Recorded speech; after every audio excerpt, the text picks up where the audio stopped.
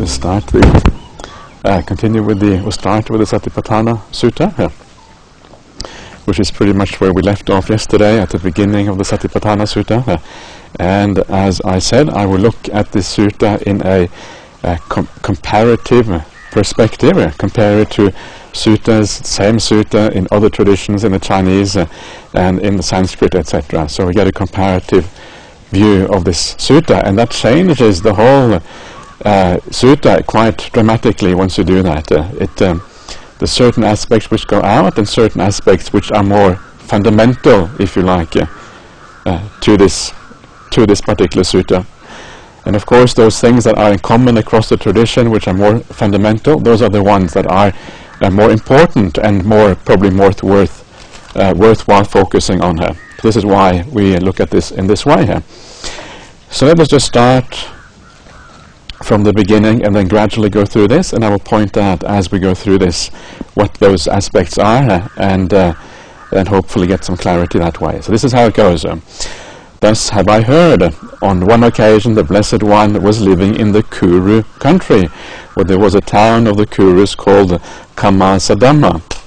There he addressed the bhikkhus thus: Bhikkhus, Venerable Sir, they replied, the Blessed One said this: Bhikkhus, this is the direct path for the purification of beings, for the surmounting of sorrow and lamentation, for the disappearance of pain and grief, for the attainment of the true way, for the realization of Nibbana, namely the four focuses of mindfulness. What are the four?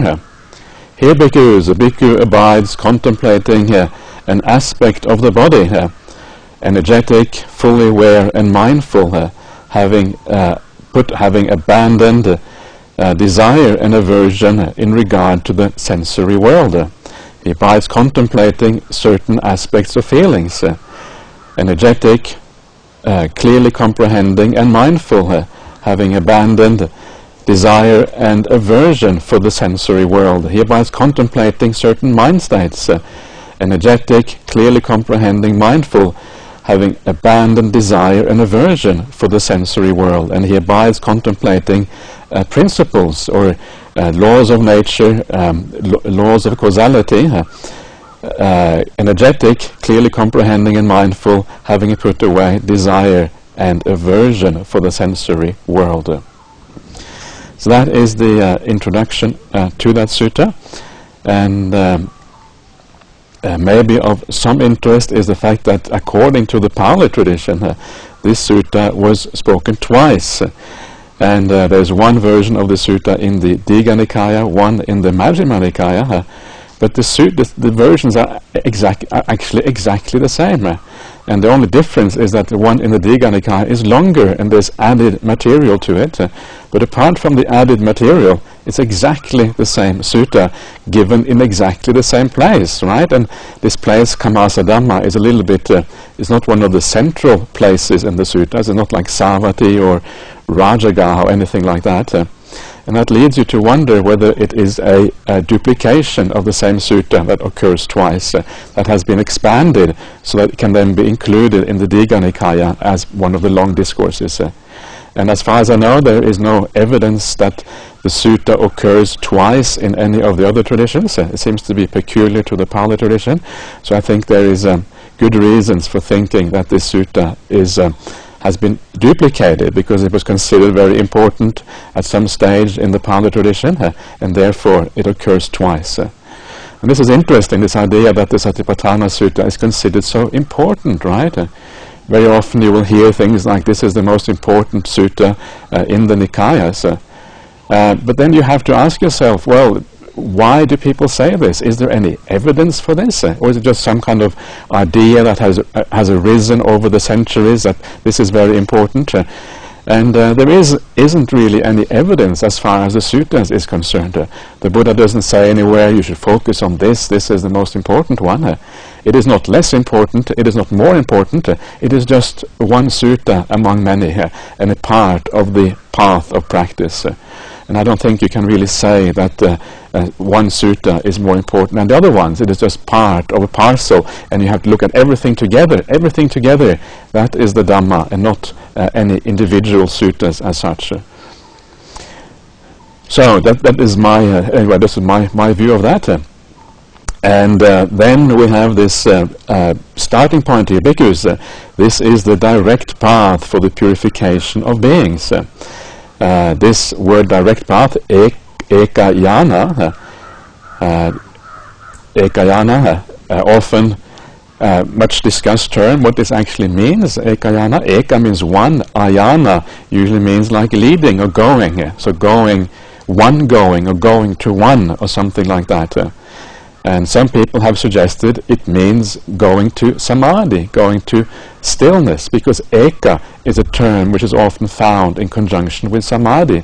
You have the ekagata, eka plus agata, one-pointedness, or you have ekodibhuta, which is the mind in the second jhana, or you have ekata, which means oneness. And all of these terms are based on the word one, and they all refer to samadhi, to the stillness of the mind.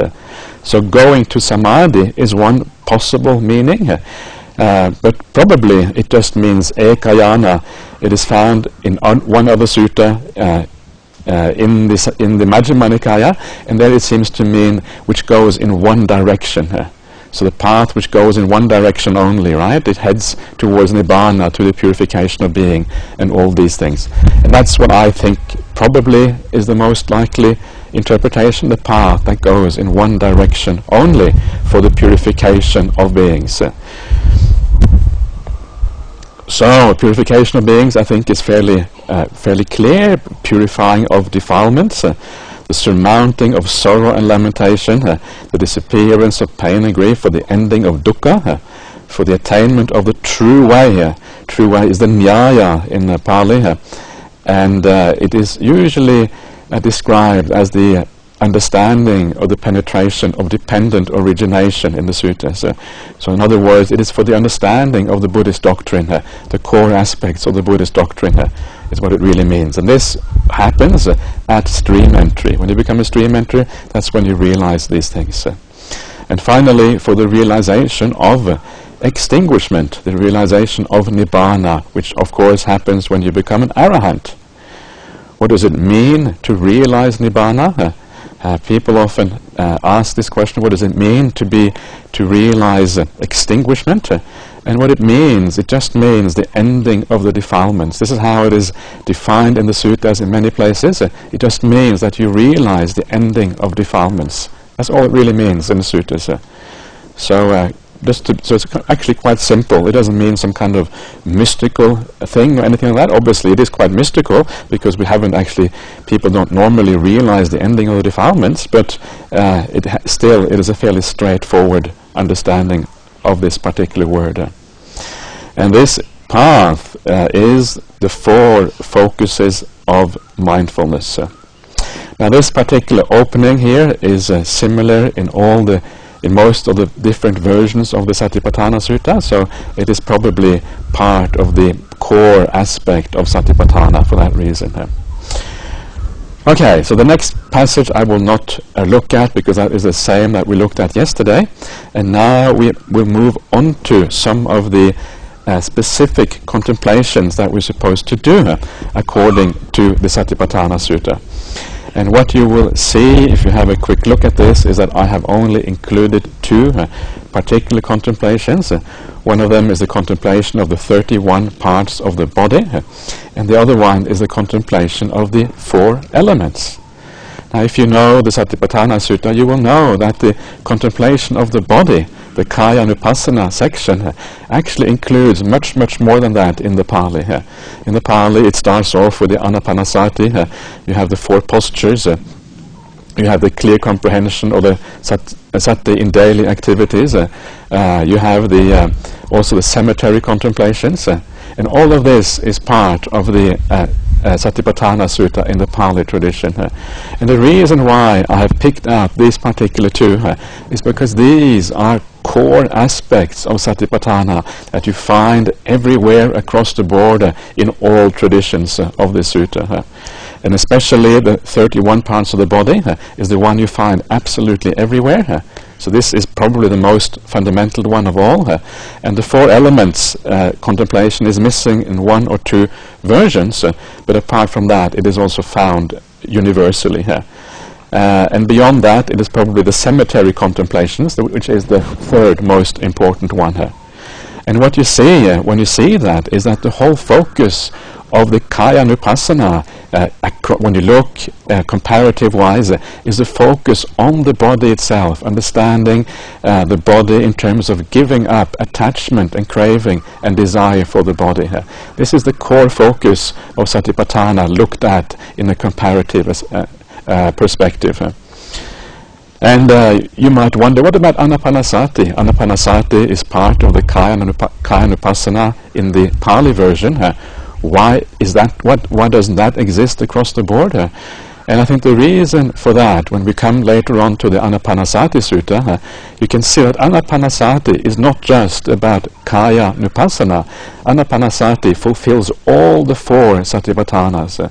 So for that reason, it is slightly artificial to have it just under Kaya Nupassana, just under body contemplation. It actually belongs with all the 4 Satipatthanas.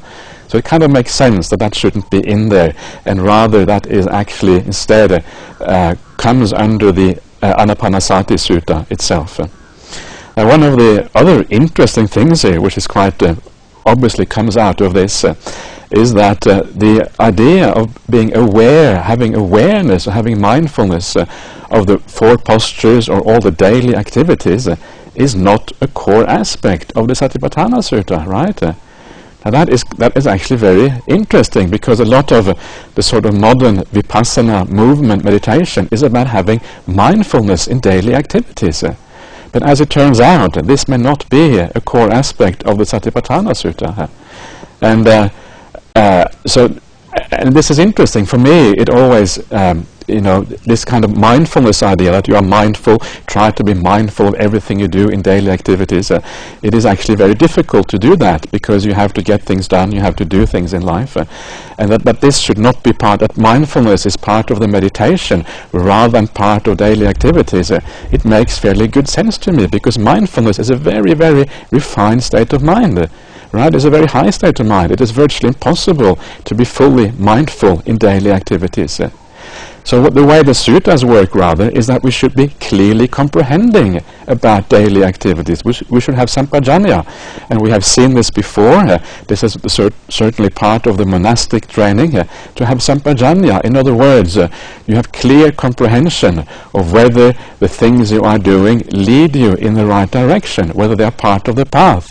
You know whether you're practicing your sila, right? You are aware of your actions, you are aware of your speech, and ideally you're also aware to a reasonable extent what is going on in your mind, so you can guide your mind in accordance with the Noble Eightfold Path. So this is quite a radical conclusion, and I think it changes a little bit how we look upon life and what is important in ordinary life. It's not so much about just being mindful. Mindfulness in itself doesn't do all that much. It is about being clearly comprehending, so we can keep on purifying the sila, purifying ourselves. And then, if your sila is pure, then whenever you come to a retreat or you have time for some meditation practice, then because the defilements are low, mindfulness will come fairly naturally as a consequence. But just being mindful, continuously mindful in daily life, does not necessarily help you to be more mindful when you go on retreat. It is the sila which is really the cause for mindfulness. So there you are. So that's pretty radical, and I don't mean to kind of upset anybody by saying these things. I'm just saying these things because this is how it seems to me that this has to be understood. And by the way, when I talk about these things, I base myself in a large part on the studies by a German monk called Venerable Analayo, who is probably the world's foremost scholar in comparative studies. He's one of these language geniuses. He reads Chinese, he reads Tibetan, Sanskrit, Pali, German, English, Russian, French, Italian, and much more. So he is very, very good with languages, and he is the one who does these a large part of these comparative studies, and he publishes it in academic journals around the world, Buddhist academic journals. So it comes from him, and it also comes from my close monastic friend Ajahn Sujato, who has written a whole book called The History of Mindfulness, which is very interesting. It is not for the faint-hearted to read that book. I have to warn you, it's pretty tough going, but for those who are very interested in this particular field and who have a very good grasp of the suttas, it is a worthwhile book to read. History of Mindfulness is available online for free, so you can just search for that and you are able to find it. History of Mindfulness, Ajahn Sujato, Bhante Sujato. Okay, so now let us, with that introduction in mind, let us have a quick look at these exercises, or these particular contemplations of the body. So this is the first one. This is a very famous and well-known contemplation in the sutta. It's often called the Asubha Bhavana, Asubha practice. Actually, it's not that famous. It's famous in the Satipatthana Sutta and occurs in a few other places, but it's not a very prevalent practice in the suttas. But this is how it goes.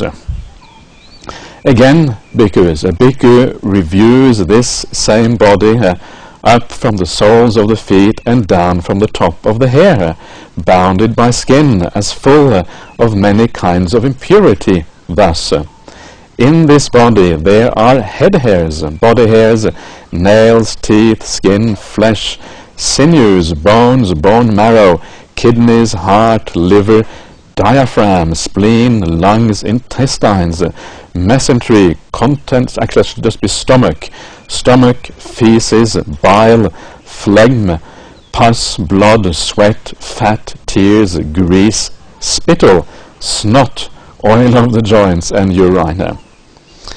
Just as though there were a bag with an opening at both ends, full of many sorts of grain, such as hill rice, red rice, beans, peas, millet, and white rice. And a man with good eyes were to open it and review it thus: this is hill rice, this is red rice, these are beans, these are peas, this is millet, this is white rice. So too, a bhikkhu reviews this same body up from the soles of the feet and down from the top of the hair, bounded by skin, as full of many kinds of impurity. Thus, in this body there are head hairs, body hairs, nails, teeth, skin, flesh, sinew, bones, bone marrow, kidney, heart, liver, diaphragm, spleen, lungs, intestines, mesentery, stomach, feces, phlegm, pus, blood, sweat, fat, tears, grease, spittle, snot, oil of the joints, and urine. So there you are. This is often called the Asubha Bhavana. Asubha, literally, Subha means like beautiful, and Asubha then can either means the non-beautiful or simply the lack of beauty. So of course the idea here is to see the body in such a way that it doesn't really become attractive anymore. This is the point of this kind of exercise, this kind of contemplation here. But one of the things I think which is interesting about this is that it is here placed in the Satipatthana Sutta, part of Satipatthana, and because it is part of right mindfulness, it's actually a fairly high stage of the path, right? It comes really towards the very end as you're readying yourself to enter Samadhi. So it is about giving that last little push, in a sense, for not having attraction or attachment to the body. This is what this is all about, right? Removing the final attraction to the body, and then by being able to let go of the body, which obviously including the five senses, this is the main obstacle for entering Samadhi, and that is why it becomes so important at this particular point. And when you look at this list, first of all, it says this same body, ayang eva kayo. Ayang then refers to this, it refers to one's own body. Remember that I was saying yesterday, we focus on ourselves is always the most kind of fundamental thing, and then starting with oneself, once that is established, then one can move on to other beings and other humans. So this very body is what it refers to, starting with yourself. And you are reviewing this, right, or contemplating this from the soles of the feet down from the top of the hair. So the whole body, every aspect of it, bounded by skin. And it seems here that the idea is to do this in a fairly systematic way. That's why it says from the soles of the feet and down from the top of the head. You go through the whole body to make sure you haven't forgotten anything. That there may be one little thing that you think is beautiful, and you kind of attach to that perhaps. But the whole body becomes seen in the same light. And impurity, asuchi, that's what it means. Impurity, suchi means pure, like in pure conduct, for example. And the idea here is to see the other aspect of the body. Most of the things on this list are not things you like to identify with, right? You don't think of yourself as pus or blood or sweat. That's not really who you are. You are something else. You are the thing you see in the mirror in the morning, and sometimes it looks quite beautiful, sometimes not so beautiful, and you're very, very happy with that. That is what you like to see. These things are not the kind of things we tend to be proud of, right? This is my spleen, it looks like this. So this is the point. We want to neutralize that attraction to the body, and this is the point of doing this. So the point is not so much to be repelled by the body, to think the body is terrible. The point is more to neutralize the attraction and get a neutral and a kind of even state of mind. That is the purpose of this. And you can see this if you look at the simile that comes here. That simile makes it fairly clear that it is about a neutral state of mind. It is just as if you are looking into a bag and you see the various kinds of content in this bag, right? So you see the beans, you see this, you see that. Basically it's a neutral observation of what is present. It's not an observation of something which is repulsive. And of course that is the body. The body just does its functions, right? These are all the functions of the body. They're not necessarily repulsive. They're just not the sort of things we normally like to attach to. So that is the purpose of it. So how does one do this kind of practice? And it is actually fairly straightforward. You just do it basically as it says here. You look inside of yourself, right? You're sitting here, and you can almost like, okay, so this is the brain in here, right? The skull is here. You kind of see your own skull. You can imagine what your skull looks like. It looks like any skull you see outside. It is right here. The skeleton is always with you, right? So you can actually feel the skeleton inside of you. You can feel like one of these skeletons you see hanging on the wall. This is right here. You can feel that. You can't really feel it as a feeling, but you can kind of sort of see it inside of yourself. And then you can kind of go through and you can see all the various parts. You know, you have the lungs, you have the heart, you have the liver, you have the stomach, you have the intestines, and you can kind of see all of these parts being inside of you as you go through. And I think that is really all it's to it, is to feel or to be aware that this actually is the real nature of your body. The body is not just what you see on the outside, it is all the inside stuff is obviously much more of what the body is like. Take the skin off the body and the body is not very beautiful anymore. The skin is kind of what holds it all together and makes it look nice. So that is how I would do this exercise. There may be other ways of doing this, but again, it is a focus on yourself that it really is about. Okay, so remember also that this is not the only thing that helps you to overcome desire in this world, kama, chanda, and raga, and desire for the body. It is the whole Eightfold Path, when practiced rightly, which helps you overcome these things, right? The sense restraint, the clear comprehension, just the ordinary virtues, all of these things are part of overcoming the desires for the body, and all of these things have to be done in the right way. This can help you a little bit, but it is interesting that it occurs right here with sammasati, which is a fairly high fairly advanced stage on the path of meditation practice. Okay, then we come to this little paragraph which is labeled insight, right? And this paragraph is about how the meditation actually progresses. Now the first thing I want to point out with this, you see the word insight there, it is in brackets.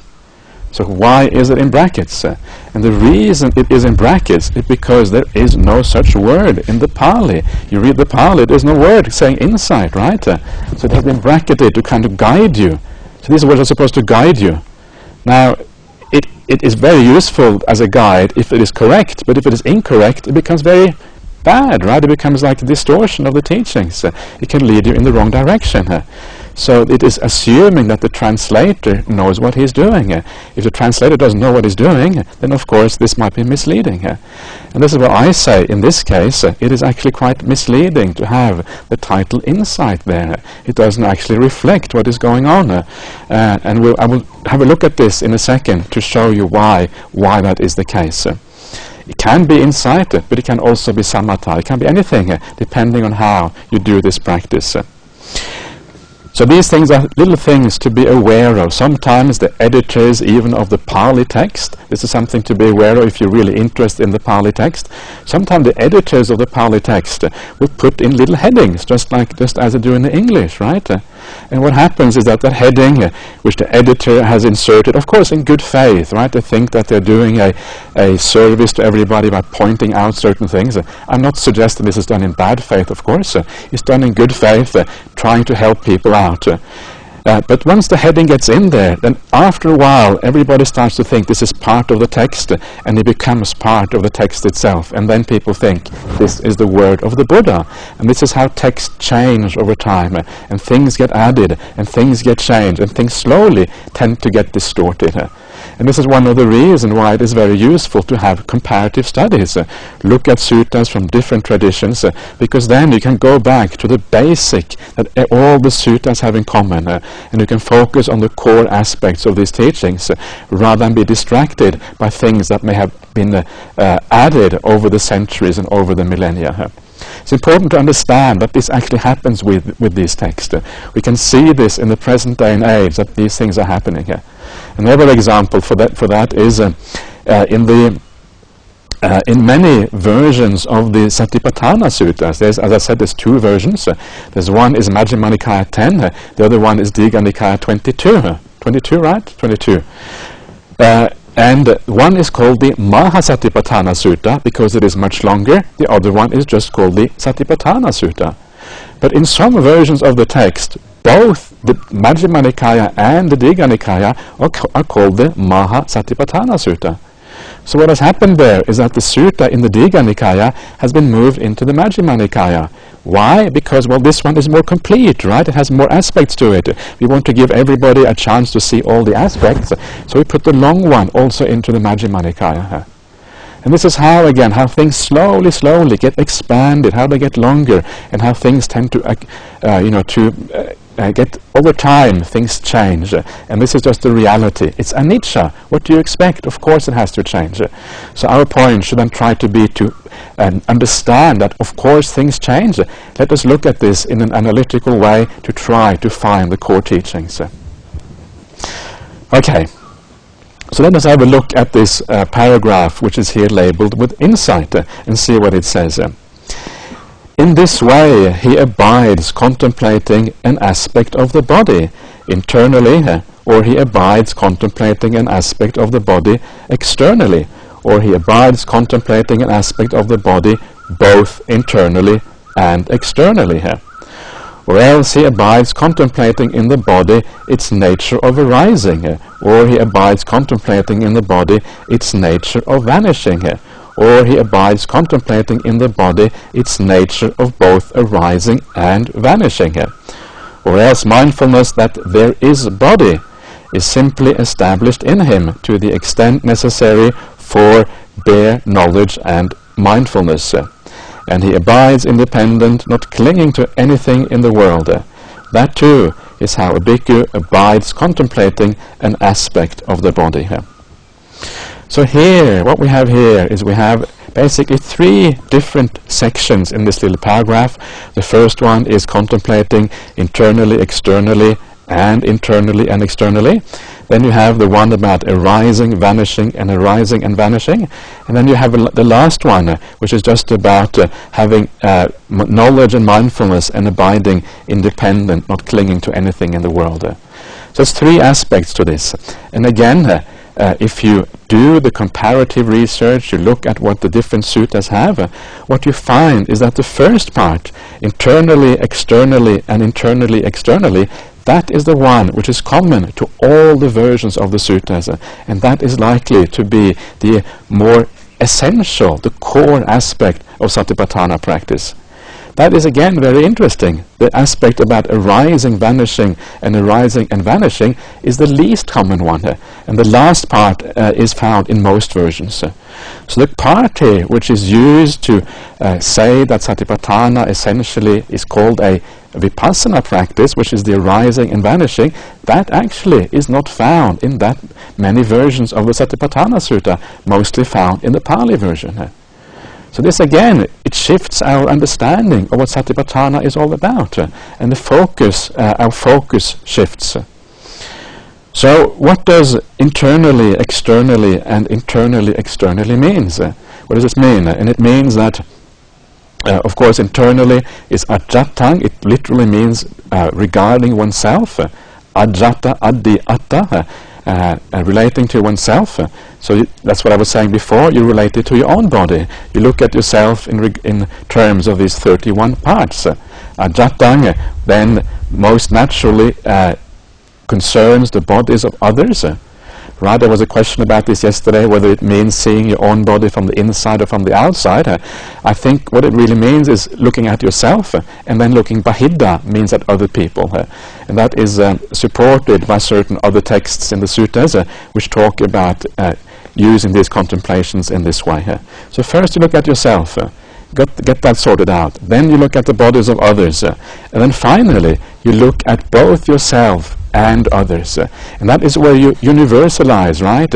All bodies are the same. Everything is the same, whether it's mine or that of others, whether it's this rebirth or another rebirth, whether it's this realm or another realm. All of these bodies are constituted in the same way. There is no escape from this. This is the way it always has to be. So it becomes then a universal understanding, where the understanding there is no exception to this particular rule. And this particular internal, external, and then internal, external contemplation, it is related elsewhere in the suttas. In the sutta in the Digha Nikaya called the Janasabha Sutta. And that sutta, it shows that this relates directly to samadhi practice. You do this practice, and then you attain samadhi as a consequence. So the question then arises, well, if that is the case, if you attain samadhi as a consequence, if it is correct that perhaps this vanishing, arising, and vanishing, arising is not such a core aspect of Satipatthana, what kind of practice is this? This practice of watching or contemplating the 31 parts of the body. Is it samatha? Is it vipassana? What kind of practice is it? And some people will say it's vipassana because you're looking at the body and you're trying to see the true nature of the body. Instead of seeing it as subha, you're seeing it as asubha, without beauty, right? So they would say because of that it has to do with vipassana practice, to see things clearly. Other people will say, well, this is all about abandoning raga, abandoning craving, right? So because it's about abandoning craving, it is about samatha practice, about calming down the mind. But what I would say is that it is both samatha and vipassana. Because if you are, the purpose of this very clearly is to abandon craving, abandoning raga, abandoning defilements. And as a consequence of abandoning defilements, two things happen: samatha and vipassana. So it is about both. Just like every aspect of the Noble Eightfold Path, from the beginning to the end, is about both aspects. As you reduce the defilements, samatha and vipassana both come into existence, and you see things more clearly here. So again, it's this idea that somehow we can divide. Some exercises are vipassana, some things are samatha. It just doesn't make any sense, because everything we do is about reducing defilements, and everything must lead to both samatha and vipassana. Okay, so that is that one, the first exercise, and then we have the last aspect of this little standard ending here, and this is about or else. he is mindful that there is body, is simply established in him to the extent necessary for bare knowledge and mindfulness. Bare knowledge and mindfulness, this is the word bare, here is matta.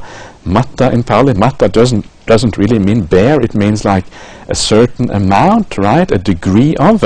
So a degree of knowledge and a degree of mindfulness. In other words, not the full knowledge, not the highest mindfulness, but enough for this particular practice. And I think the point of this is that when the defilement subsides, then what remains is the bare knowledge, or the sufficient knowledge of that there is body. The distortion is gone, and what you're seeing now, you're seeing the body in more neutral terms, because the raga, the desire, has declined or disappeared in regard to the body here. So now the knowledge and the true nature of things, you see that much more simply. So it's simply established there is body. No desire is involved anymore. And that is why you abide independent, right? Anisito, independent. You're not dependent on the body. There's no raga, desire there. So you are independent of that. When you have craving for something, you are like dependent on it. Your mind is leaning on it. In this case, your mind is no longer leaning on this. It stands apart from the body. And you're not clinging to anything in the world. You're not clinging to that body specifically. That is what this is about in this particular case. So this second part here is more like the result of this practice, and the first part here is more about how you do it. So you can see two aspects of the kaya nupassana, the contemplation of the body here. Okay, so that is the first part here, the contemplation of the body. So I will then move on to the second one, which is the contemplation of the four elements. So similar kind of thing. It's about abandoning the attraction to the body by understanding the body in terms of the natural elements of which it is constituted. And this is how this goes. Again, bhikkhus, a bhikkhu reviews this same body, however it is placed, however it disposed, by way of elements thus. In this body there are the earth element, the water element, the fire element, and the air element. Just as though a skilled butcher or his apprentice had killed a cow and was seated at the crossroad with it cut up into pieces, so too a bhikkhu reviews this same body, however it is placed, however it is disposed, by way of elements thus. In this body there are the earth element, the water element, the fire element, and the air element. And then the same kind of refrain, if you like, at the end here. In this way, he abides contemplating an aspect of the body internally, and then externally and internally and externally here. And then, or else mindfulness that there is body is simply established in him to the extent necessary for a degree of knowledge and mindfulness, and he abides independent, not clinging to anything in the world. This too is how a bhikkhu abides contemplating an aspect of the body here. So here we have the four elements. It's just a traditional way of regarding physical matter. Physical matter comes in terms of the earth, right? The hard aspects of things. The water, which is like the fluid aspect of things. The air, and then heat or coldness, which is here called the fire element. And so the body, this is what the body is. That's all it is. It is these four elements. And if you look at the Mahahatipadopama Sutta, it gives a long exposition on how to regard these four elements and how to relate the body to the other elements of the world. And what this Mahahatipadopama Sutta, the point it makes is that just as the elements in this body, just so the elements outside. There is no distinction. The elements in this body are just like the natural elements outside. And where has this body arisen from? It has arisen from the external elements, right? I think it says in the suttas, in a kind of, this is the Pali idiom, this body is built up of rice and porridge. Or something like that, so you eat rice and porridge. This is probably what they ate mostly in India in those days. And then this body comes into existence from that. So it comes from the external elements, and it gets built up. And then when you die, when you get buried or you get burnt or whatever, then this body again goes back to those same elements. So this body is just a temporary coming together of these elements in this particular form. And then it goes out again. It arises out of the ordinary elements and disappears back into the elements. It's exactly the same as the external elements. Just comes into this form and then disappears again. So this is what this is about. So very anicca, very impermanent, very unreliable, just changing all the time. And of course through life the body is changing continuously as a consequence of the impermanent nature of things. So that is really how you contemplate this, and then of course how can you hold on to this? How can you hold on to these elements that just belong to nature, don't really belong to you, and they form together into a certain way according to natural laws, and then dissolve again later on. There's nothing there to hold on to. Just this process moving along of nature, of material phenomena coming together in certain ways and then disappearing again. There's nothing to hold on to. It's like there's no ground there. It's like the carpet, the rug being pulled out under your feet when you're trying to hold on to something which actually is impermanent. And this is one of the things about understanding anicca, understanding impermanence. You start to understand that wherever you grasp, wherever you attach to anything, wherever you try to hold on, there's nothing there to hold on to. The rug is always continuously being pulled out under your feet, and you're always kind of trying to find a balance on nothing. There's nothing there to balance on. And this is the problem with attachment. So this is another nice little contemplation, and again it takes away a lot of this desire for the body, this attachment to the body. There's nothing there to really to hold on to.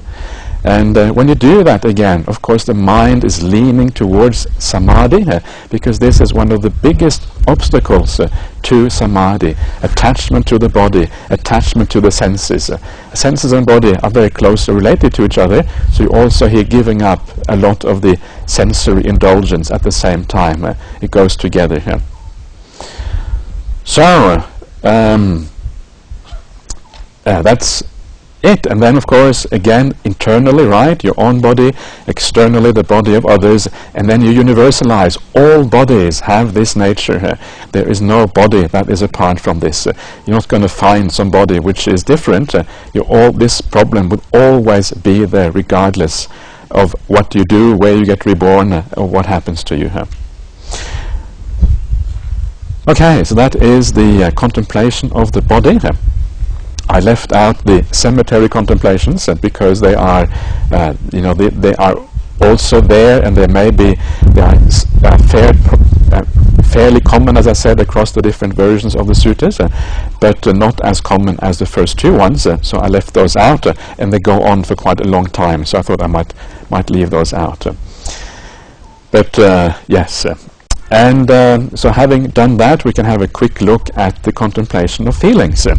That the body contemplation, the core part of the body contemplation is finished. And for the contemplation of feelings, this is a little bit different from the body contemplation. In the body contemplation, there are only a few of the contemplations that are core to all the traditions. With the feeling contemplation, actually, it is almost exactly the same in all the different traditions of this sutta. So here we can just use the Pali, and that would be should be a very reliable guide as to what is the original nature of this particular sutta. So, and this is how it goes. And how, bhikkhus, does a bhikkhu abide contemplating an aspect of feelings? Here, when feeling a pleasant feeling, a bhikkhu understands, I feel a pleasant feeling here.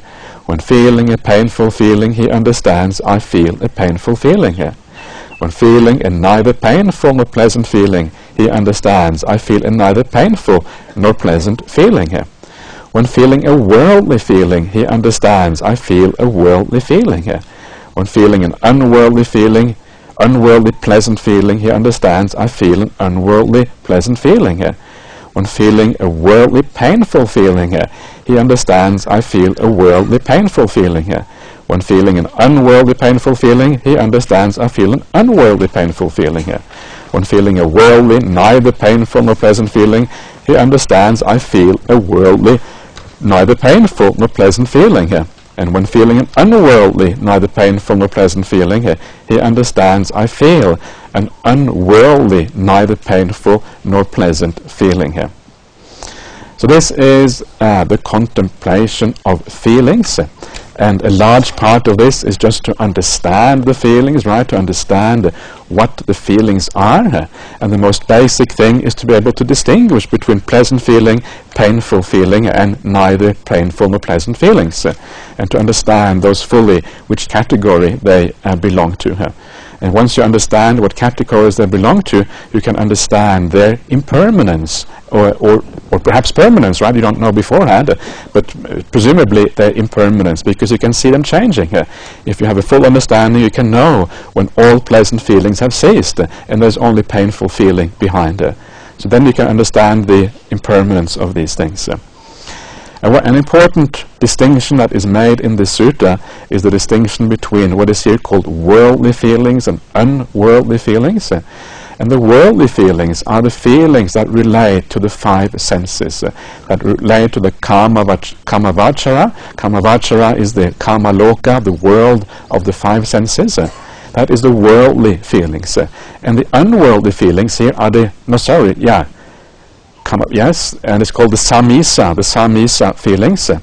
And then the niramisa feelings are the unworldly feelings, the spiritual feelings, if you like. Niramisa, the things that arise and are above the ordinary world of the five senses. These are the niramisa. Literally, amisa means something like flesh. So this means like beyond the flesh or without flesh kind of feelings. So spiritual feelings. And these are the feelings that we start to feel in meditation, right? When you get some joy while you're doing satipatthana, when you get some joy by doing a kind of an act of kindness or generosity, that joy is an aspect of this niramisa sukha. It is still a little bit mixed, because it's still you can maybe feel the body a little bit in the background. It's not a pure niramisa sukha. The pure niramisa sukha, unworldly feelings, only happen in deep samadhi. That happens in the jhana states, that sort of thing. But you already start feeling these things as your meditation deepens. So this is one of the most important things here, that distinction between the feelings relating to the five senses and the feelings related to the spiritual aspects of the path. Right? And you can see why. We've been talking about this all along, about how to abandon the defilements, right? So you understand the feelings that have to do with defilements, that relate to karma, relate to craving and all these things. And then you understand the feelings that do not relate to karma, do not relate to tanha and craving here. And when you understand the difference between these things, then you can start to understand which way you want to lean. You want to lean towards the feelings that do not have anything to do with craving, precisely because they are more beautiful, they are more pleasant. There's no agitation there, there's no restlessness with those feelings, because the craving is gone. And you start to see where you're supposed to be heading. Not only do you see that, but you also see that this niramisa sukha has many different levels. So you start getting your samadhi together, and you start to see the niramisa sukha just increasing and increasing and increasing. And you can sort of see it is heading in a direction which is quite amazing. And sometimes you wonder how much happiness you can feel, right? It just goes on and on in that direction. And of course then you understand the kind of the very sublime nature of these feelings, because they can go so high, whereas with the sensual pleasures it is much, much more limited. So this is why you contemplate these things, and by understanding these things, that is what enables you in part to abandon the worldly feelings and then move on to the spiritual or unworldly feelings instead. One of the interesting feelings here, which you perhaps, I don't know if you noticed that while we're reading through this, is a kind of a strange feeling, right? It is the, what is it called? It is in there, the unworldly painful feeling, right? So this is the spiritual painful feeling. What is that? We always talk about the spiritual happy feeling. We go into meditation, we feel happiness. So what on earth could the spiritual painful feeling be? And this is defined elsewhere in the sutras. This is in the Udesa Vibhanga Sutta, in the Majjhima Nikaya, 137, I think, something like that. And there it explains the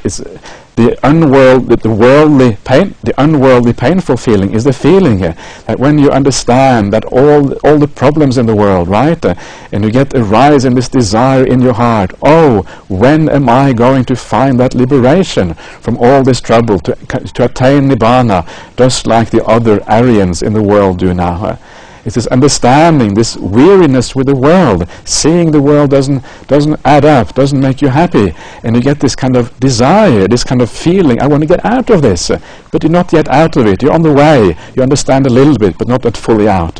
And then that yearning, not actually being there, there's a slight pain related to it, but it's a kind of pain which leads in the right direction. So that is the unworldly, painful feeling, just in case you wonder what that was all about. Okay, so that is all I'm going to say about feelings. And again, the same kind of principle applies. You contemplate it internally regarding yourself. You contemplate it externally in regard to others. Sometimes the question is, how do you contemplate the feelings of others externally?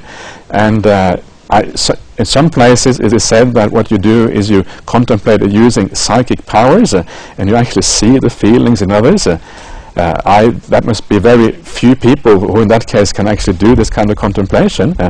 I would think that a more practical way is simply to infer that these feelings also occur in other people, not just you, and sometimes you can probably see that just by observing them, just by looking at them, seeing that sometimes they are in pain, sometimes in happiness. And then again, finally, in the end, you universalize. Internally and externally is the same. All beings have to experience these kind of feelings. It doesn't matter where you go in this, where you travel in this round of rebirth, this samsara, you are bound to experience these kind of feelings.